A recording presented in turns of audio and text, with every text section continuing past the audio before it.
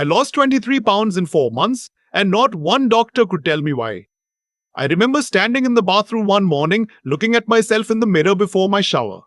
My collarbone was sharp in a way it hadn't been since I was in my 30s. My skin had a yellowed, waxy look to it. I had bruises on my forearms that I couldn't explain. I hadn't bumped into anything, hadn't fallen. They just appeared. I pressed one with my finger and watched the color drain and return. And I thought, something is very wrong with me. But I didn't know what. And neither did anyone else. My name is Bruce. I'm 68 years old. I spent 31 years as a civil engineer for the city of Winnipeg, bridges, drainage systems, the kind of work that nobody notices until something goes wrong. I retired at 62, sold the house Margaret and I had lived in for 27 years after she passed, and moved into a smaller place in a quiet neighborhood in St. Vital. 2 bedrooms. A backyard that backs onto a park. Manageable. That was the word I kept using. Manageable. That was the word I kept using. Manageable. My son Kevin lives about 20 minutes away with his wife Lorraine. My daughter Patricia lives out in Transcona with her husband and my 2 grandkids. I see them on Sundays when the weather's decent. We are close, or I thought we were close. Families are complicated, I've learned. You can think you know the shape of something for years, and then one day the light shifts and you realize you were wrong about almost everything. The jacket showed up the January before last. Kevin and Lorraine came over for my birthday in early January. I turned 68. Lorraine had wrapped it herself.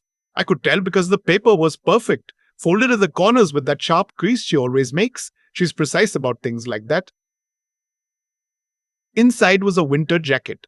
A good one. One of those high-end Canadian goose-down parkas, dark navy, with a fur-trimmed hood. The kind of jacket that cost more than I'd ever spend on myself. I said it was too much. She waved me off. She said she'd seen me wearing my old Helly Hansen and she couldn't stand watching me freeze at the bus stop anymore. She laughed when she said it. Kevin laughed too. The whole thing felt warm and generous, and I put the jacket on right there in the living room and it fit perfectly. I wore it the next morning to walk to the pharmacy. It was minus 22 with the wind chill. And I have to tell you, that jacket was the most comfortable thing I'd worn in years. The lining was soft against my neck. The hood sealed out the cold completely. I remember thinking, why did I wait so long to own something like this? The first sign came about 3 weeks later. I woke up one morning and my hands were red. Not frostbite red. More of a hot, irritated red, like I'd been scrubbing them with steel wool. I ran them under cool water and they calmed down. I figured I'd been sleeping with them tucked under my body, cutting off circulation. I forgot about it. But then it happened again. And then my forearms. And then the back of my neck, right at the collar line. I went to my GP, Dr. Arsenal, in February. He looked at the rash, asked me about detergents, food, stress. He prescribed a cortisone cream and told me to come back if it didn't clear up. It didn't clear up. I went back. He referred me to a dermatologist. The dermatologist ran a patch test.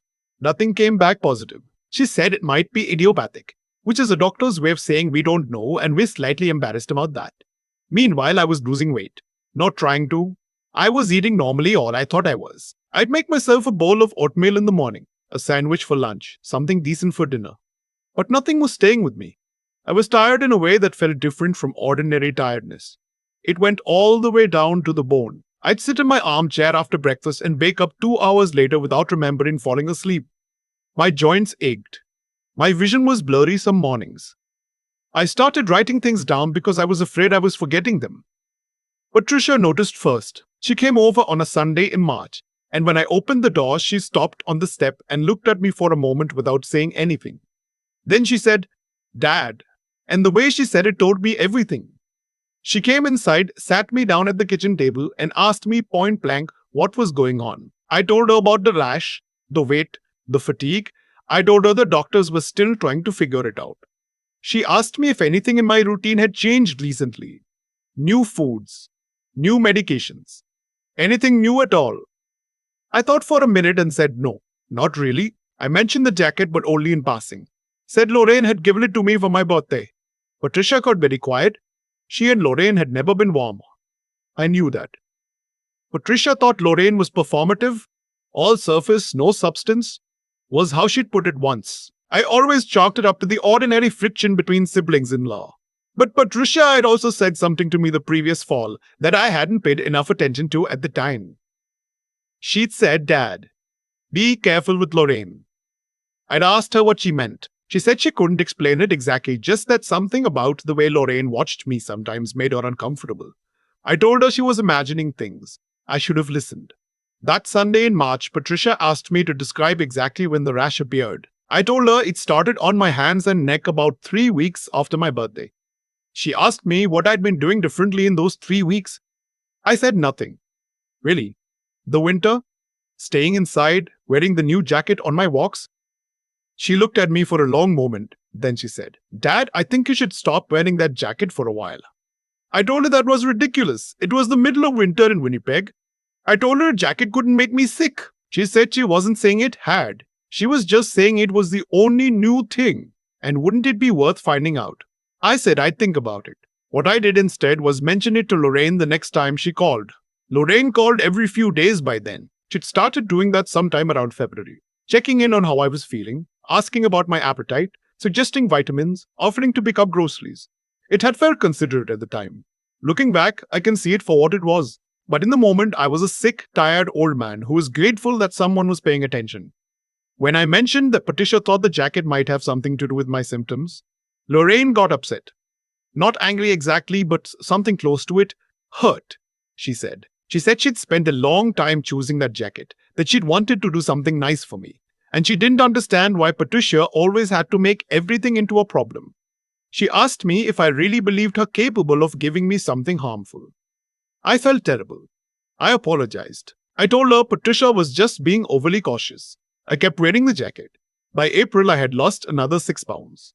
My GP referred me to an internist. The internist ordered blood panels. Liver enzymes elevated, inflammatory markers elevated, a few other things I couldn't pronounce. He said my results were consistent with a toxic exposure, but he couldn't identify the source. He asked me if I worked with chemicals. I said I was retired. He asked if I'd been around construction sites, industrial areas. I said no. He frowned at his clipboard and said we'd need to keep monitoring. Lorraine called the day after that appointment. I hadn't told her about it. I hadn't told anyone except Patricia. I still don't know how she knew. She asked how the appointment had gone. I was too tired to be suspicious. I just told her. She made sympathetic sounds. She suggested I try a different diet, less red meat, more vegetables. She offered to bring meals over twice a week. I said thank you. Patricia called the same evening. I told her about the internist's findings. Toxic exposure. Source unknown. There was a silence on the line. Then she said, "Dad, I need you to stop wearing that jacket. Now. Not maybe, not when you feel like it. Now." I could hear that she was trying to stay calm. I told her the doctor hadn't said anything about the jacket. She said, "The doctor doesn't know about the jacket. You need to tell him." I said I would. And I meant it. But I also thought, and I'm not proud of this, I thought Patricia was looking for reasons to be suspicious of Lorraine. I thought she was working backwards from a dislike she already had. The jacket had come from a reputable store. Lorraine was family. People don't do things like that to family. I was wrong about almost everything. The jacket went to a tailor. Not because of anything Patricia said, as it turned out. Because of a loose seam. I'd been wearing the jacket since January, and by late April, the stitching along the left cuff had started to come apart. Not badly, just a small section, maybe 2 centimeters, where the inner lining was separating from the outer shell. I took it to a tailor on Portage Avenue, a man named Mr. Deditz Kowalski, who'd been in the same spot for 30 years. He specialized in quality outerwear, repairs, alterations, relining. I'd had things done there before. He called me the next afternoon. I remember the call exactly. I was sitting at my kitchen table eating soup. He said, "Mr. Bruce," he always called me that, "I need you to come in. Today, if possible." I asked him if something was wrong. He said he'd rather show me in person. I drove over that afternoon. He had the jacket laid flat on his work table. He was wearing latex gloves, which struck me as odd. He showed me the interior lining, the section he'd opened up to repair the seam. Between the down insulation and the inner lining, in a long flat pocket that ran the entire length of the left side panel, there was a dark residue. Waxy, crystalline in places, with a faintly yellowish tint. It had been worked into the fabric deliberately. pressed into the seams, distributed along the lining in a way that no manufacturing process would explain. He said, "I've been doing this for 30 years and I've never seen anything like it." He said he didn't know what it was, but he knew it shouldn't be there. He said I shouldn't be putting this on my body. I sat down on the stool he kept by the workbench. My hands were shaking. He said he hadn't touched it without gloves since he'd noticed it, and he suggested I call someone, a doctor, or maybe the police. He bagged the jacket carefully in a plastic garment bag and sealed it shut. I drove home. I sat in my car in the driveway for a long time. Then I called Patricia. She didn't say I told you so. She never said that. What she said was, "Dad, we're going to figure this out. You're going to be okay." And then she was at my house in 20 minutes with her husband, and they sat with me while I called my internist and explained what the tailor had found. The internist told me to go to the emergency department immediately and to bring the jacket. The next several hours are a blur. Blood draws. More blood draws. A toxicologist was brought in, a young woman, very direct, who asked me detailed questions about how I'd worn the jacket, for how long, in what conditions. She asked if I'd ever worn it to bed. I said no. She said the fact that I hadn't probably mattered. The substance inside the lining was identified 2 days later.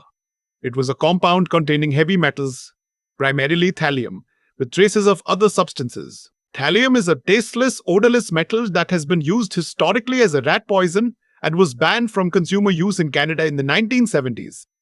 It absorbs through skin contact over time. The symptoms are cumulative and mimic a range of other conditions. Neurological issues, hair loss, weight loss, rashes, fatigue. It's difficult to detect without a specific blood test because most standard panels don't look for it.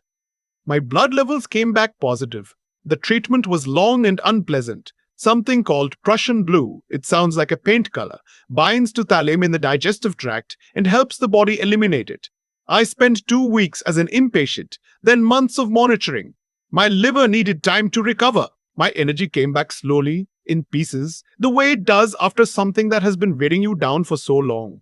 The police arrested Lorraine 6 days after I went to the hospital. What came out in the investigation, and what I eventually pieced together from the trial, from Kevin, from things Patricia had always suspected, was this.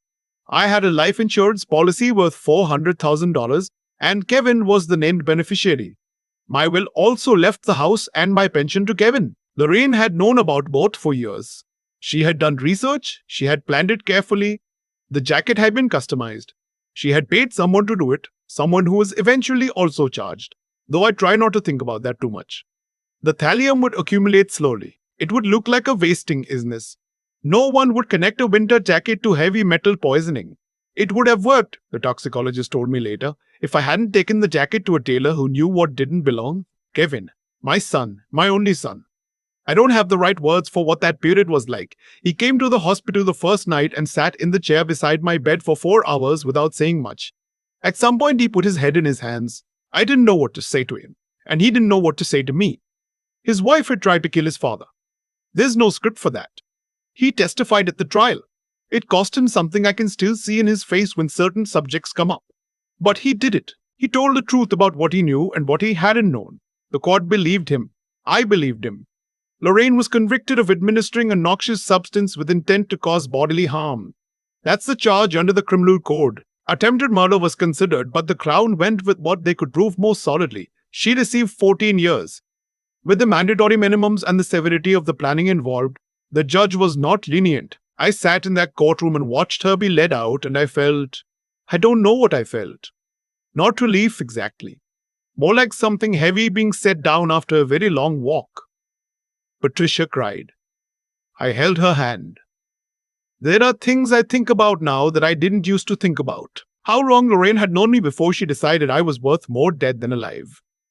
Whether any of the kindness was real. The calls, the meals, the birthday jacket wrapped in perfect paper. Or whether it was calculation all the way down. I can't answer that. I've stopped trying to. What I can tell you is this. My daughter said be careful. She said it twice. Once in the fall, once in the spring. She couldn't explain it. She just felt it. And I told her she was imagining things. I think about the people in our lives who love us quietly, without performance, without perfect gift wrap. My Patricia drove 20 minutes on a Tuesday night to sit at my kitchen table because something in my voice worried her. She didn't make a show of it. She just showed up. That's what love looks like. Not the expensive jacket. The Tuesday night. I'm doing better now. I gained back most of the weight. My liver numbers are normal. I walk every morning in the park behind my house without the jacket, obviously.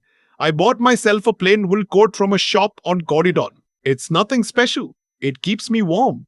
Kevin and I have dinner together most weeks. We don't talk about Lorraine. We talk about hockey, about his work, about the grandkids. It's careful in a way it wasn't before, and I suppose it always will be. But he's my son. That hasn't changed. If there's something useful in this story, and I hope there is, because otherwise it was just a terrible thing that happened to a 68-year-old man in Winnipeg, it's this. Pay attention when someone's behavior doesn't match their history. Lorraine had never once shown any particular interest in my comfort in the 12 years she'd been married to Kevin. Not once. And then one January she gave me the most expensive jacket I'd ever owned, called me every few days to ask how I was feeling, and brought me soup. That's not kind. That's a plan. And when the people who've known you your whole life tell you something feels wrong, your daughter, your oldest friend, whoever it is, don't explain it away. Don't protect the wrong person. I almost didn't make it to 69. I'm going to be 70 next January, God willing. And Patricia is already asking me what kind of cake I want. I told her the kind she makes herself. Nothing fancy, just the lemon one she's been making since the kids were small. That's enough. That's more than enough.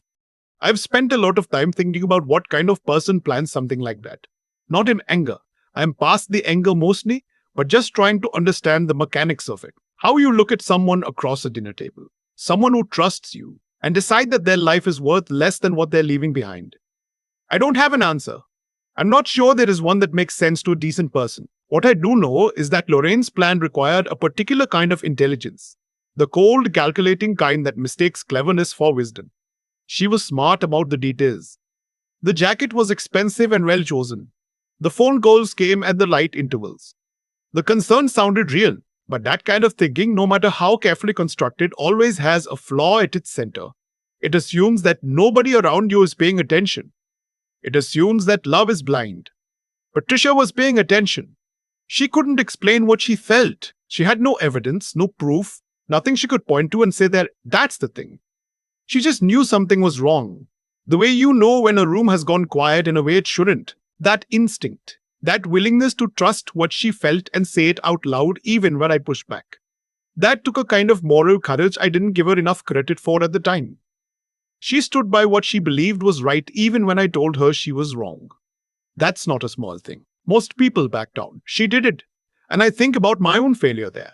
I chose comfort over honesty. I chose to believe that a woman who had shown me no particular warmth in 12 years had suddenly become generous because people change.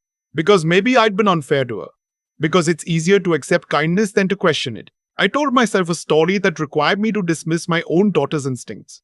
That cost me almost everything. There's something I've understood since then that I wish I'd understood sooner. Good judgment isn't about being cynical. It's about being honest with yourself about what you're seeing, even when what you're seeing is inconvenient. I was too tired and too sick and too grateful for the attention to look clearly at what was in front of me. I let my mind go soft when I needed it most. That's not a criticism I offer myself harshly. I was being poisoned after all. But it's true, and I think it matters. The recovery took longer than I expected. Not just physically. There were months where I'd wake up in the night and run through the whole thing again, looking for the moment I should have caught it. But you can't live in that loop forever. At some point, you have to decide that what you do going forward is what defines you, not what you failed to see before. I got up, I walked in the park. I had dinner with my son. I watched my daughter's kids grow another inch. I let the things that were real hold me up. That's not nothing. After everything, that's actually quite a lot.